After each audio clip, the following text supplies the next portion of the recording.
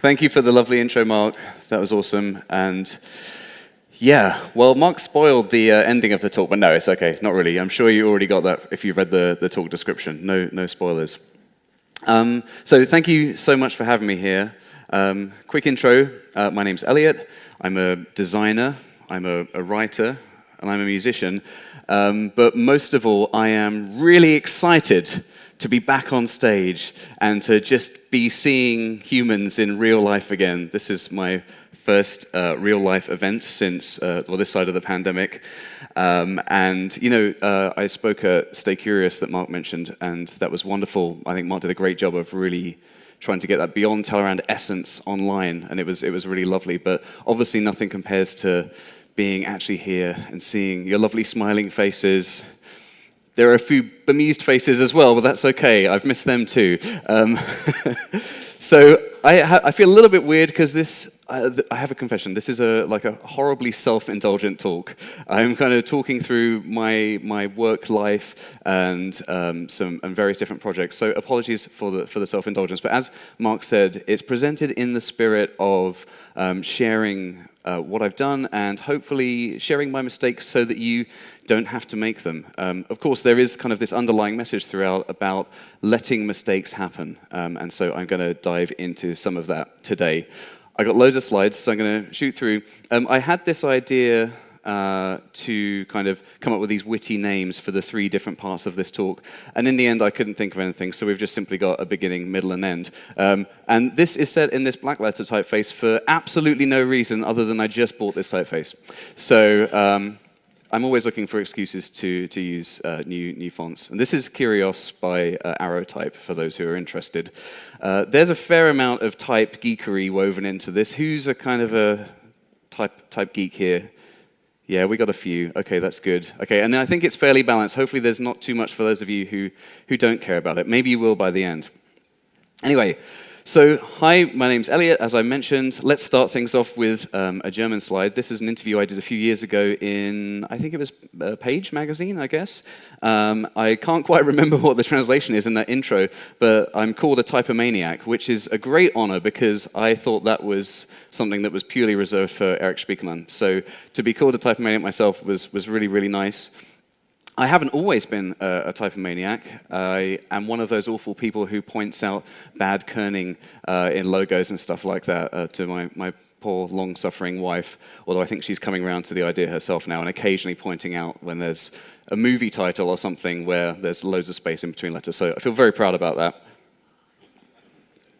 I live in the countryside just outside Bristol, and it's sort of near Bath, if you know where that is, in that very strange, silly little insular island called Britain. But we are very fortunate because we have a little garden studio, which is really nice. I get to commute about 10 seconds across my lawn to work every day, which is lovely. And in this picture, you can see a few things that sort of sum up my work life in a way. So at the top, we've got some copies of Lagom and some copies of 8 Faces. They are 2 magazines that I ran, which I'm going to delve into very soon. The sort of real work happens there on the iMac, and then behind that, I've got all my music making machines. So anyone who has like a Zoom call with me sees my kind of less professional environment in the background. But it is a good talking point. So I'm going to talk to you a little bit about the magazines, first of all, because they are they were pretty big side projects, and they were kind of arguably not side projects because the amount of time that they took up. The first one was 8 Faces. Anyone here an 8 Faces reader from back in the day? Oh, amazing. Hey, nice one. Cool. Thank you very much. That's great. So 8 Faces was a typography magazine. I launched it in 2010 when I had kind of no idea about type, really. Like, web fonts were becoming a thing. I was a web designer at the time, and web fonts were becoming a thing on the web. Support was quite good, and the web designers kind of got into type, and it was great. And I thought that I knew stuff about type, but I really didn't. I was a total type noob. And also, it was around about the same time that they had like the first iPad magazines. Remember, some of the older members of the audience here might remember some of like when Wired was like all the rage on an iPad magazine. And so starting a printed magazine about typography, which I didn't really know about when I was a web designer, was basically a pretty bad idea. But it kind of went okay, and I went and asked a few 8 different designers if they would be in my magazine, if I could interview them and feature their work. And it was, to my surprise, they all said yes, which was kind of terrifying, especially Eric Spiekermann, who I was a total fanboy, and I went and met him, and we had lunch together in London, and he was very, very, very, very gracious and just wonderful and very open, and bless him, he kind of sat there while I kind of asked him a lot about his work and everything. And eventually, when I released the first issue of the magazine, he offered his constructive criticism, shall we say, about the typesetting, which is very valid. Anyone who knows Eric he's definitely not shy about voicing his opinions. And since then, he's gone on to become a really great friend and even became our resident typomaniac in 8 Faces and then Lagom as well. And I just learned an absolute ton from him. But to begin with, it was really scary. And I didn't really expect it to happen. And the first magazine actually came out, which was kind of, I was amazed in itself. It sold out really quickly in a couple of hours. We had a pretty niche audience, so that kind of really helped. And eventually became 8 magazines. And my plan all along was just to do 8 issues. It kind of looked like this inside. The general premise of the magazine is that we would ask designers of all sorts to choose their 8 favorite typefaces, as sort of desert island discs for type. And we'd also interview them and put in a bunch of tips and stuff like that. And we were very fortunate to be sponsored by a bunch of foundries and some tech companies like MailChimp and Squarespace and folks like that.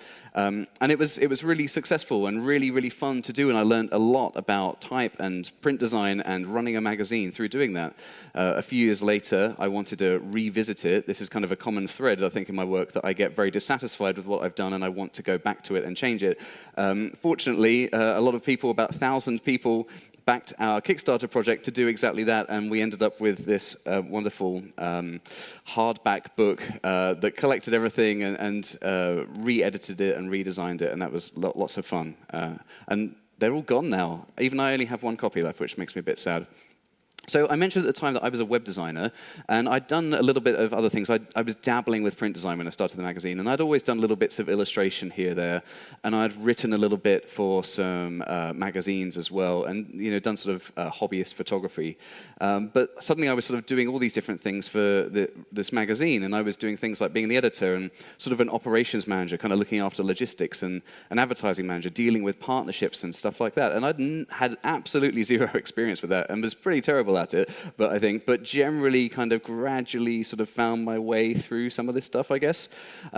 So much so that when 8 Faces finished, my wife and I decided to start a lifestyle magazine called Lagom. She's a writer/editor, so we wanted to do something together. And Lagom looked like this. It was nice and chunky, sort of fairly high production values, some foiling on the cover, lovely kind of matte laminate on the cover for those of you who like that kind of thing. It smelled really good, very importantly. Here's a shot to show how chunky it is. You'll notice I've got quite a few shots of chunky spines in this talk. There's the first one. This was the 6th issue that we did, and I kind of redid the whole design system from there. So again, this thread of constantly being dissatisfied and trying to change things up.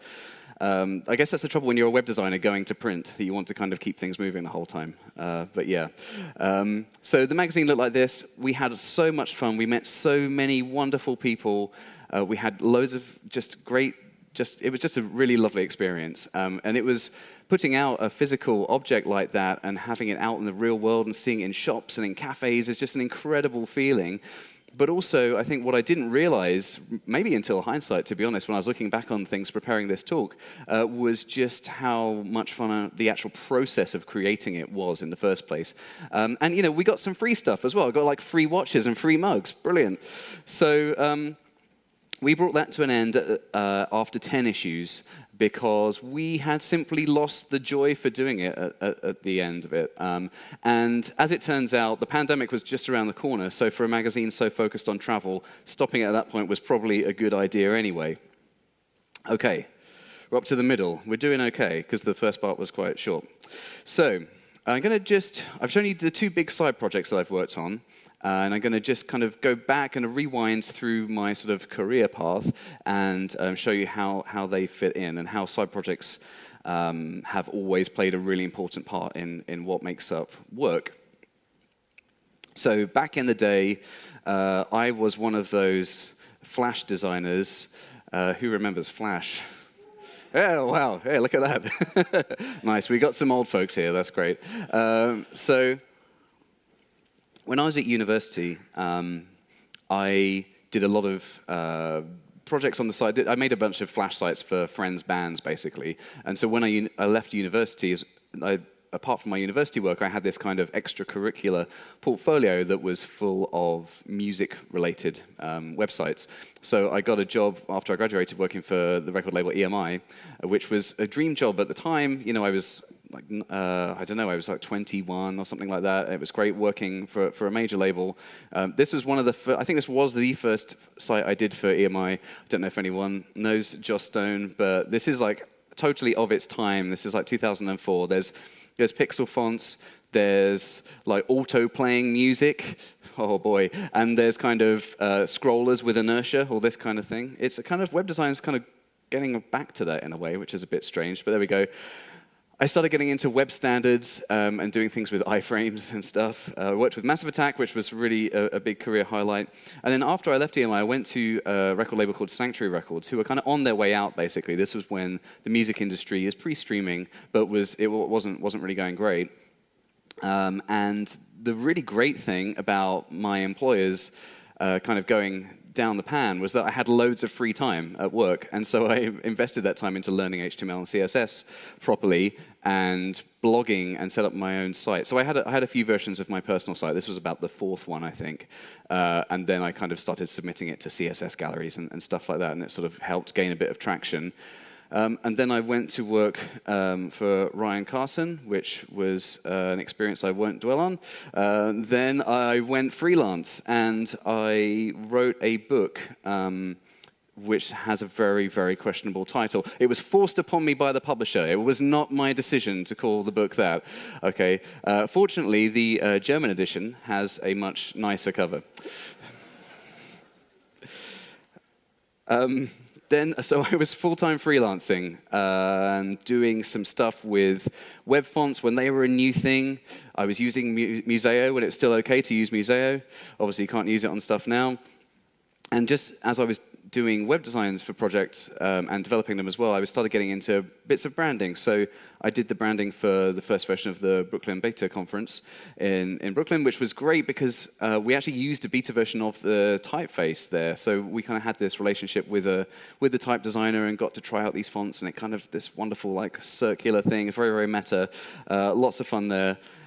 This is the first responsive site I did for the first Ampersand conference in Brighton. And again, little bits of branding tied into the web design as well.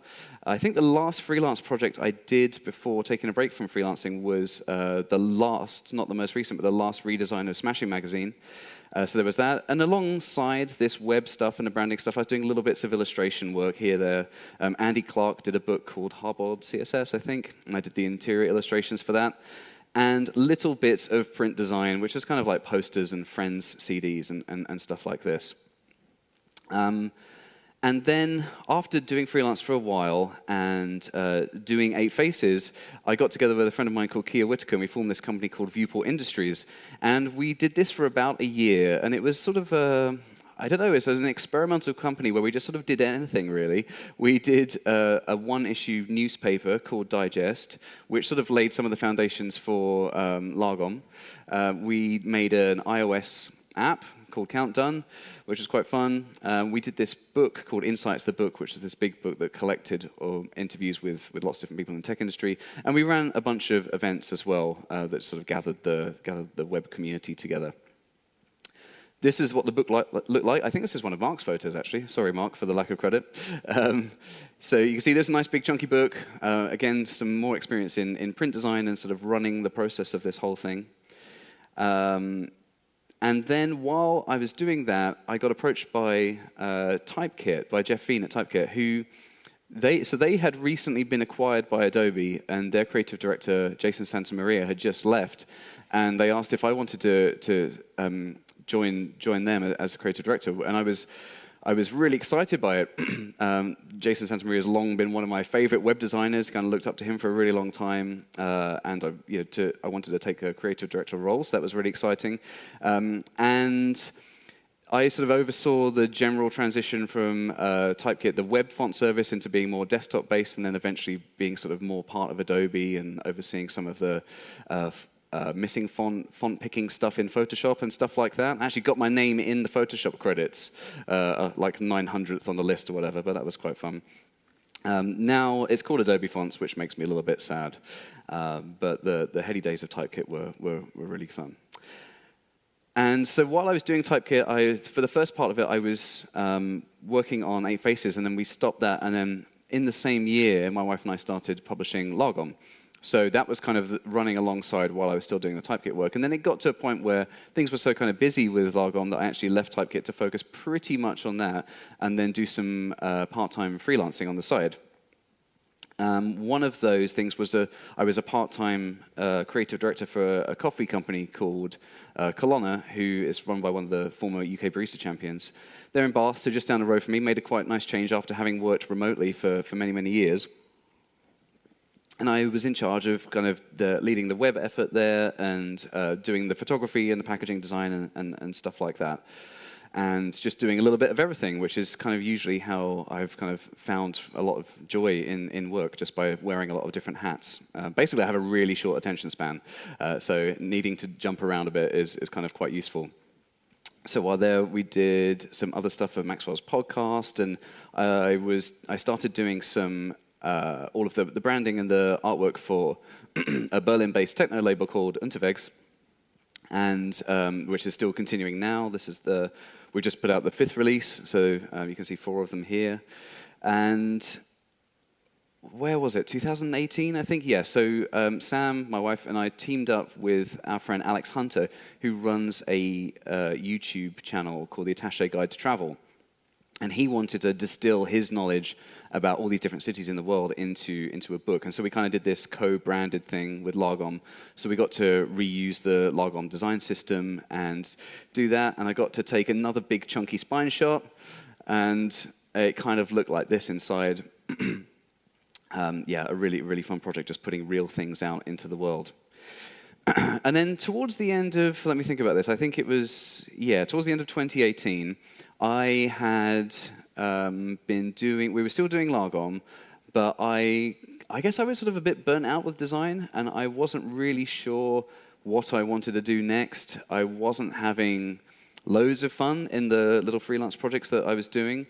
And then a client, well, a partner from the magazine, someone who'd advertised in the magazine, got in touch and said that he's running this new startup called Neighborhood Goods, which was a retail startup in Texas.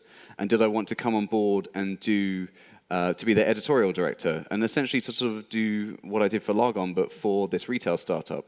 And that made a really nice change. I thought, yeah, this could be the change I'm looking for. I've been doing more and more editorial stuff, and it was quite an interesting feeling to be getting paid to do something that I'd just kind of done again as a side project and sort of found my way through this whole kind of editorial, organizational stuff.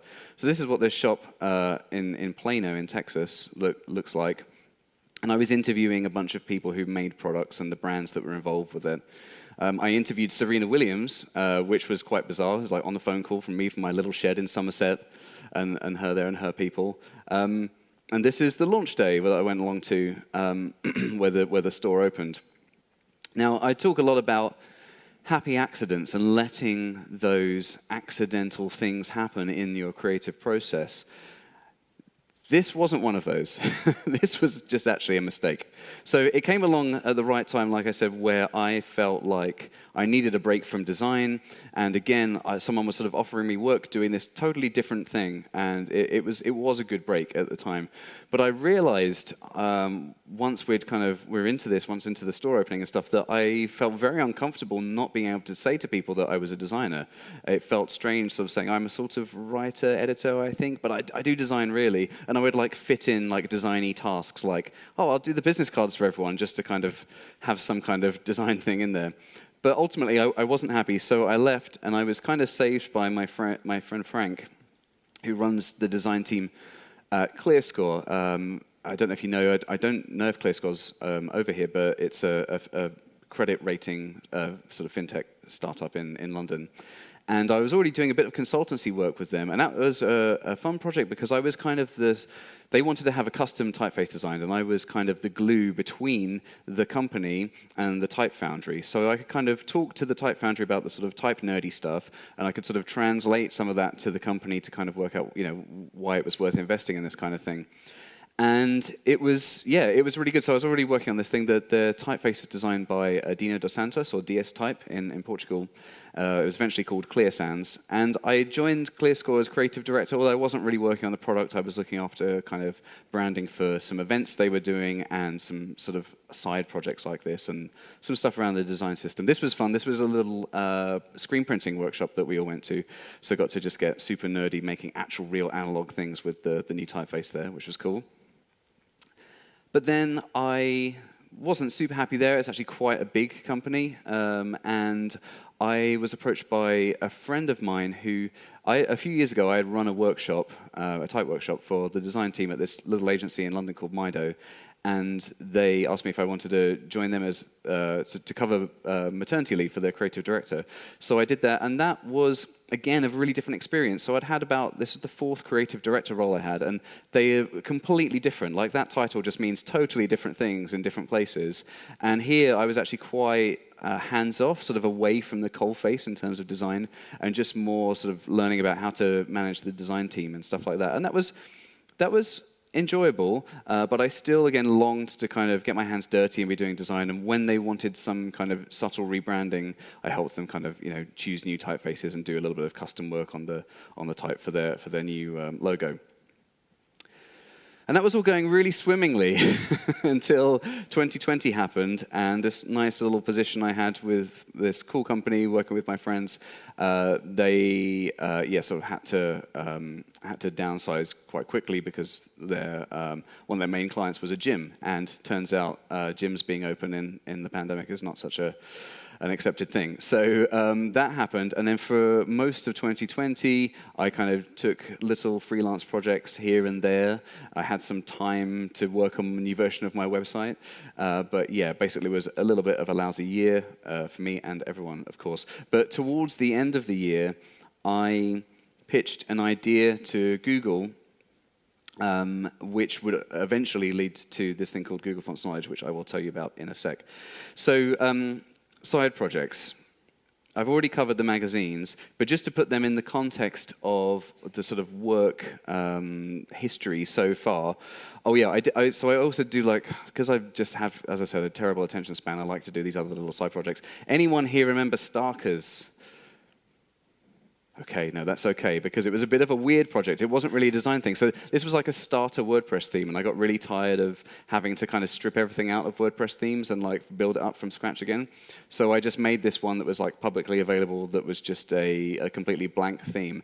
And people would always write in and say, like, your CSS is broken on the demo site. And I was like, no, it's meant to look like that. It literally has no design. Like, that is the feature.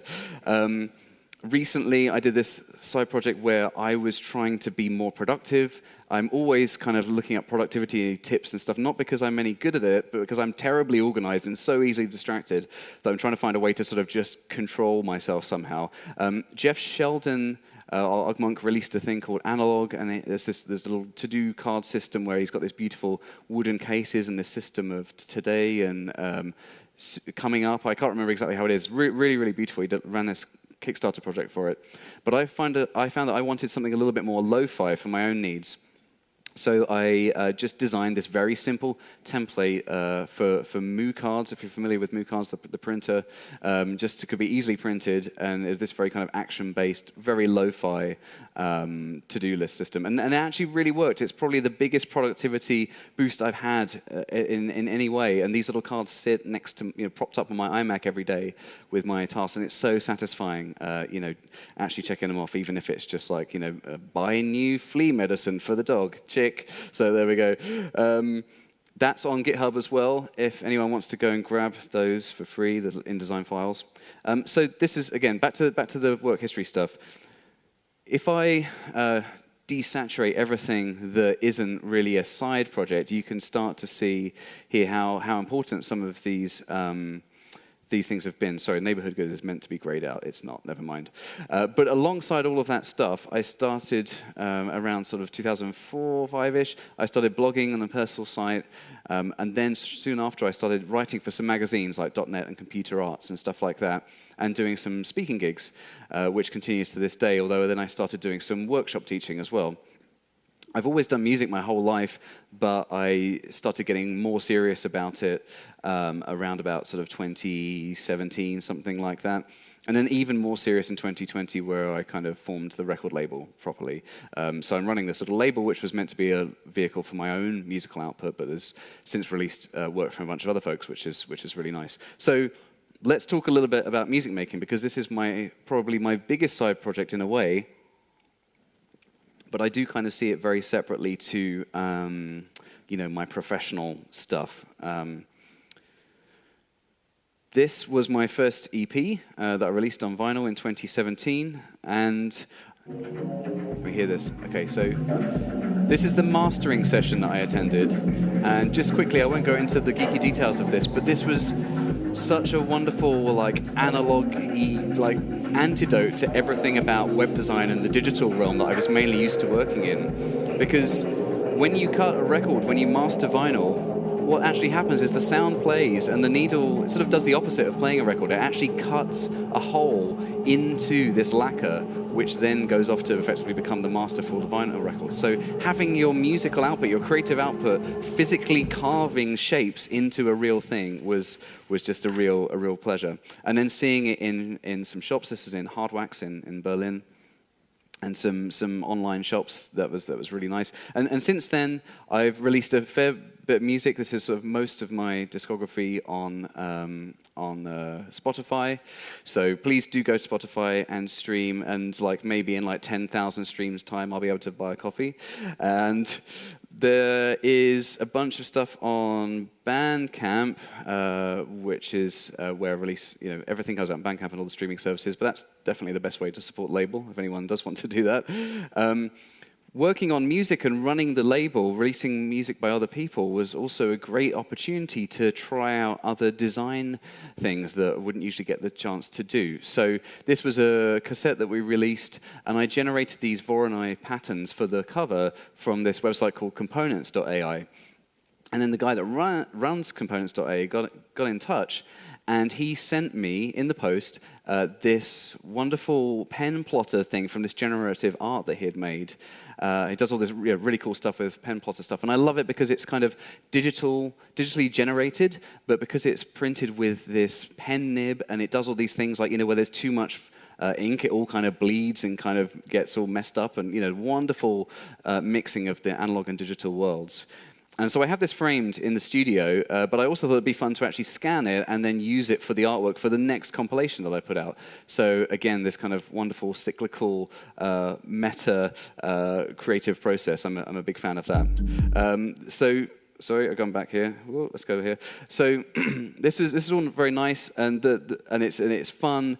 But sometimes with releasing music, especially digitally, especially on streaming networks, it can feel a little bit like just shouting into the void. Is anyone actually listening to this in any way?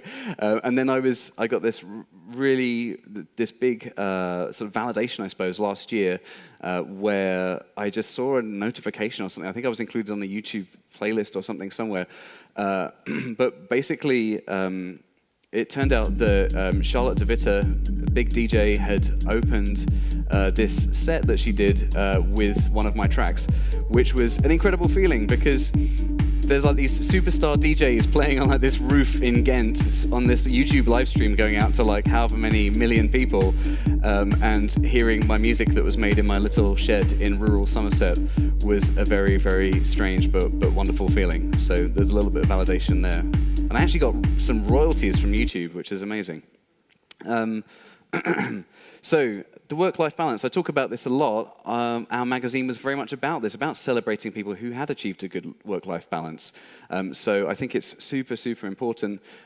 These are my kids who are missing very, very much at the moment. It's my first time away from them in pretty much forever.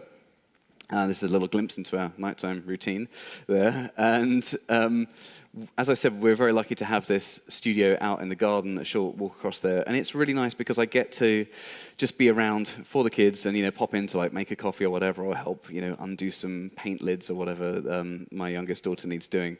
And it's yeah, very, very fortunate to kind of be in that position. But also we try to engineer it by, you know, saying no to a lot of jobs, and to make sure that it's kind of that my wife and I are able to work in such a way where we're able to be around the family a lot.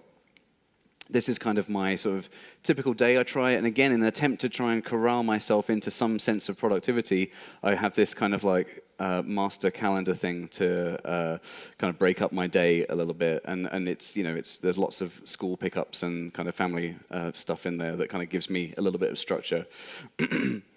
When we ran Lagom, we also got to do really fun things like we went to Paris and shot Kate Stables, who records as This Is the Kit, for an interview. And we took our eldest daughter, Thea, who was 2 at the time, there, and Kate did this wonderful kind of sort of sing-along thing for some kids in this awesome little Parisian bookshop. And it was just great to be able to kind of bring the family along on that journey as well. You know, when people talk about lifestyle businesses, it certainly was a lifestyle business, not in terms of the lifestyle it necessarily enabled financially, but because of the way that the creative process worked in putting together these issues. So we're heading towards an ending, and it looks like I might not even be running over too much. Right. So I'm going to share something with you, and when I spoke at Stay Curious, as Mark said, this is kind of the bulk of what I spoke about there. I'm going to show you some actual figures, some actual numbers behind the magazine to demonstrate. A lot of people have asked, you know, about the process of making a magazine and how financially viable it is. So I'm going to share some of that just to kind of give you a little bit of rooting into reality here. This is somewhat candid, so I probably appreciate if no one kind of tweeted some of these figures. It's just for your eyes only. So when I did 8 Faces, I was really naive because basically I had a pretty sweet deal just by accident where it was a type magazine, a very, very small niche audience where type foundries and tech companies would sponsor us, and it was great. And I just assumed that I could take that same model over there. Basically, we would get this partnership money, and that would pay for the production, and then any copy we sold would, in theory, be profit. But how wrong I was, because it turns out that when you're trying to do a publication that has a much broader audience, it's much harder to convince people to pay for that thing, because the advertising kind of model is not quite so niche. So just to give you a quick breakdown, our biggest, and this is over the 10 issues that the magazine ran, so 10 issues, 5 years roughly. So in pure sales, it brought in £88,500. In partnership fees, so all of the advertising, £98,000. And we also sold the translation rights. So there was a Korean edition and a Chinese edition. And so together, the total income for that was about £207,000, which is not to be sniffed at. That's very, very grateful for that money. But let's think about expenses and outgoings as well. Now, by far the biggest one was printing. So about £103,000 to print all 10 of those issues. There was also packing and distribution, which includes kind of, you know, storage and all kinds of stuff like that. That was huge, nearly £50,000 there. And of course, paying subcontractors, so the writers, the illustrators, photographers, proofreaders. That was just over £63,000. And a little bit of advertising and marketing as well. So total expenses, pre-adjustment for 8 Faces, because I won't bore you with this, but basically 8 Faces, the big book that I showed you, that kind of went through the same printers and the same distributors, so I had to kind of correct some figures for that. So I'm just going to go through that. I'm going to take what that was. And basically the total outgoings for Lagom for 10 issues was £192,000. So let's do a little bit of maths. £207,000, great, that's loads of money. Total expenses, £192,000. Shit, that's loads of money. That brings total profit to £14,500-ish, which certainly isn't bad. But this was over 10 issues. So that is £1,479-ish per issue. Or if you break it down into per month that my wife and I together were working on it, that's £123 each. So not really sustainable as a business, unfortunately. But as I said, I really don't think it's necessarily about the financial success, which is what we're so used to judging things by, and much more about the fun we had doing it, the work it led to, and just the overall kind of lifestyle that it did enable for us. All of this has led to my most recent project, which is Google Fonts Knowledge. This is from 8 Faces, and I was teaching a lot of these workshops all about typography, showing people from absolute beginner typography skills all the way through to fairly advanced stuff. And I thought I'd like to update that somehow, and I basically knew someone at Google Fonts who I used to work with at Typekit, and I saw that they were sponsoring a bunch of stuff. And I said, hey, would you be up for sponsoring this new book I want to make that's based on an updated version of my workshops? And essentially, they said, that could be really interesting. What if it was a website? And I said, yeah, that could be cool. And I said, what if that website was part of Google Fonts? And that's kind of like how it ended up being. As I said, I'm a bit of an apparent typomaniac. This is a pub at the end of my village. So as you drive up the road, every time I want to leave the village, I'm faced with this horrible swash A right there in the middle, just touching that R. Sign makers, they're the worst. They're the absolute worst typographic offenders. So to try and avoid situations like this out in the world, I want to share a lot of this type geekery through workshops and to make it accessible to people. And this is the great thing about Google Fonts Knowledge, that I was able to make this all the learning around typography accessible to a really wide audience, and putting it on Google Fonts, which has, many, ridiculous numbers of visitors, was a way of kind of getting this out to everybody. So let's just run through blast through a few quick illustrations here that I produced recently for Google Fonts Knowledge. This one just I think, is a reminder that typography, has the power to convey meaning, and therefore the power to misconvey meaning as well, to miscommunicate. So we take simple things like italics for granted, but if you read this sentence with each word italicized differently, the meaning is quite radically changed. I'll just go through them quickly. I didn't say we should kill him. I didn't say we should kill him. I didn't say we should kill him. I didn't say we should kill him. I didn't say we should kill him. I didn't say we should kill him. And I didn't say we should kill him. So typography is important. You guys must get a lot of this. A lot of fonts out there without anything but the absolute basic Latin glyph support. So this is the web is littered with cases of this, of people not checking. And this is quite an extreme example where you can sort of see that it's obviously the fallback typeface, but there are some where it's a bit more subtle and it just kind of looks weird. I think proper curly apostrophes are always best to do, and the same goes for proper quotation marks as well. Now, this is another thing that you see littered all over the web and in printed books, and then like loads of kids' books actually by really big publishers, faux italics. So faux italics are really easy to spot because usually, especially if you have a serif typeface or you have an A or a G that are a double story A and G, usually when they're italicized, this is a general rule, and not always the case, they usually go to a single story form. And so if you see this, you can kind of spot that easily. And all of the angles are wrong with this artificial slanting that software does. Faux bolds are a little bit harder to spot because basically it's just adding a sort of stroke around the letter forms, but it results in everything looking a little bit too busy, the spacing disappears. And then there's some articles on there about how to use proper OpenType numerals, and these can be really handy for when you're trying to do tabular stuff and use the right kind of numerals to align things in a table or a chart. Grade is a really interesting one that I found out about a few years ago when I was doing the coffee packaging, where we would print something on the cover with different colors, and when you reversed it out, the type would appear much thinner or much thicker. And so using different grades to finally finesse some of that is a really handy thing. This is all over the web as well. People missing, not connecting content properly. So simple things like some spacing here where this heading appears to float rather than being associated with a paragraph underneath is a type crime you see a lot of. A little introduction to optical sizes, which is now getting a lot more support everywhere. There's a lesson in there that I think it's really useful to read if you're ever confused about why you might swap a font out and see your text look radically different. Maybe the spacing looks completely different, and you think, wow, that's weird, I haven't changed the font size. But every typeface and every font is created individually, and there are many, many factors that affect the perceived size of the type on screen or on paper.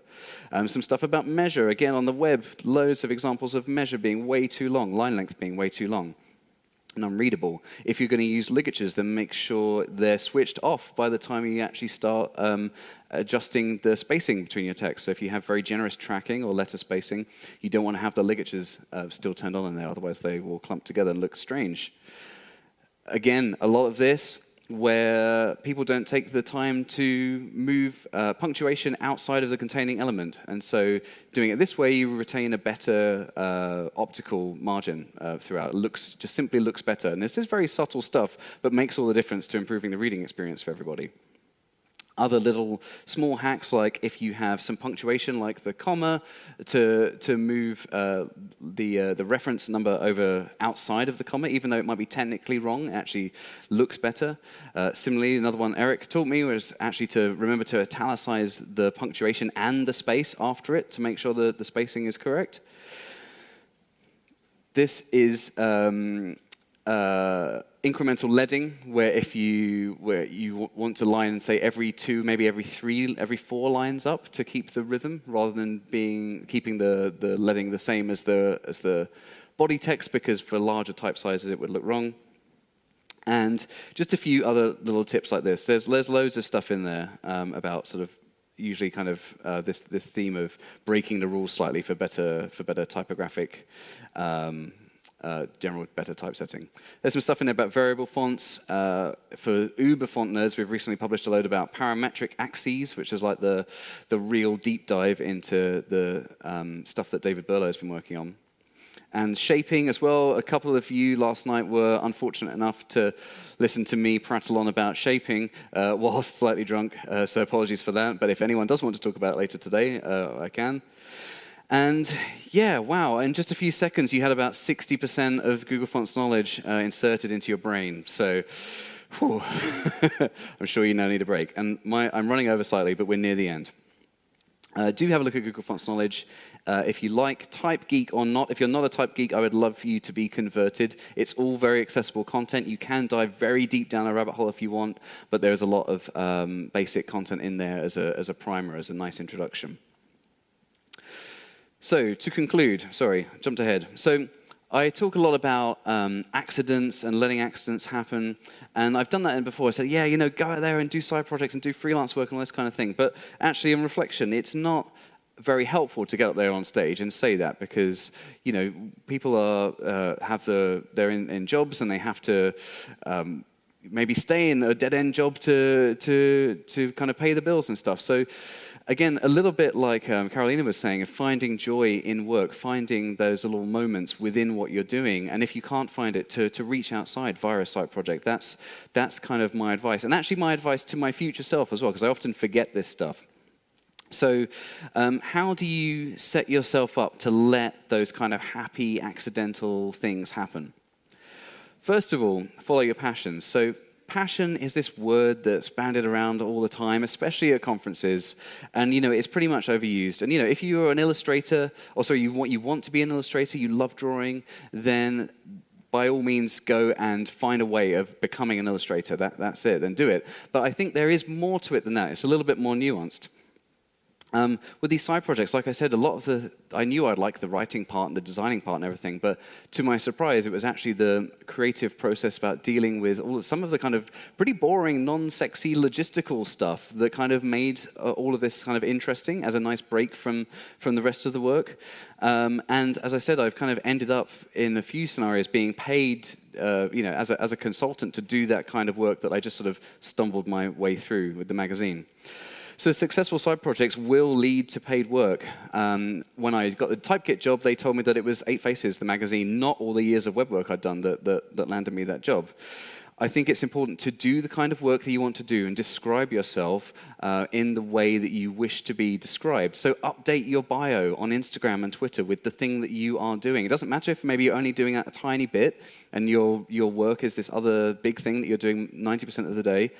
Gradually, I think there will be a shift, and having that confidence to talk about the kind of work that you want to do and showing it to people is a really big part of that. As I said before, successful side projects enable a lifestyle. So don't do something in the hopes that it will eventually earn you money, that then you may be able to go and have a lovely lifestyle and retire early and stuff like that. Enjoy the process of what you're actually doing, and let that creative process of making a thing, that journey, let that be the lifestyle. Not necessarily the outcome, but the actual process throughout the whole thing. That is why I feel that Lagom was a successful magazine, despite, as you saw, it being not financially successful in any way.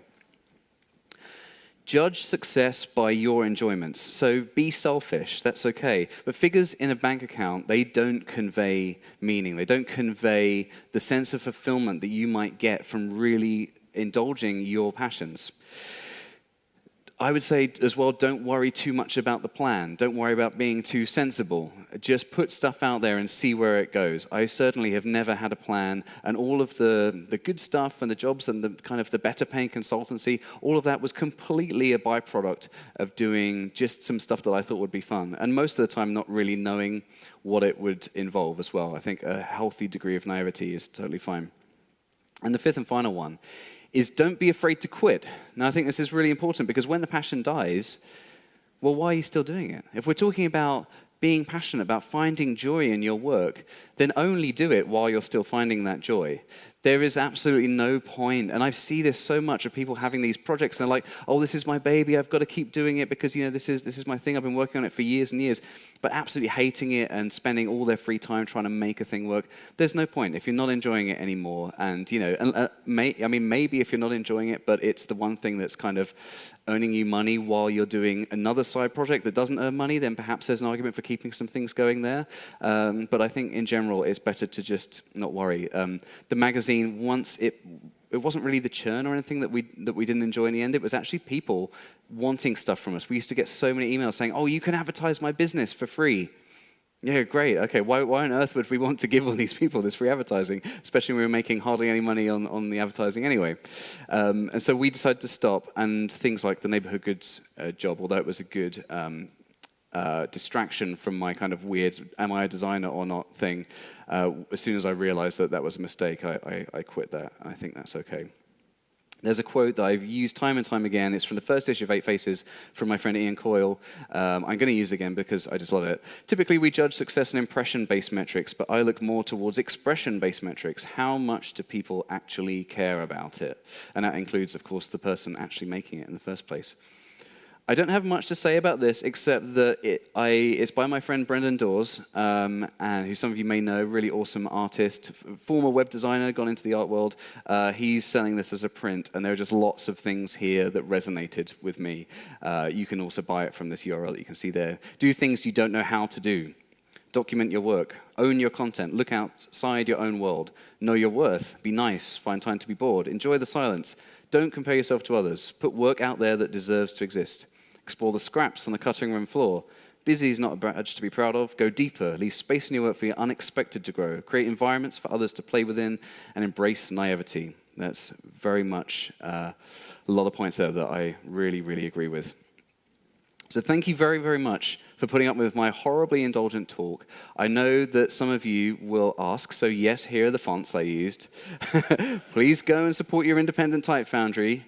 And if you want to find me anywhere online, there's a few links there. And also because I think it's important to just get stuff out there as well. If anyone wants to get anything from Bandcamp, I've put a discount code AXBT, which will get you 90% off everything, including the whole discography, if you do want to. I think it's more important to have people experiencing this stuff and listening to music and seeing things rather than making money from it. Hopefully that's the message that I've managed to get across today. But thank you very much for your time. Dankeschön.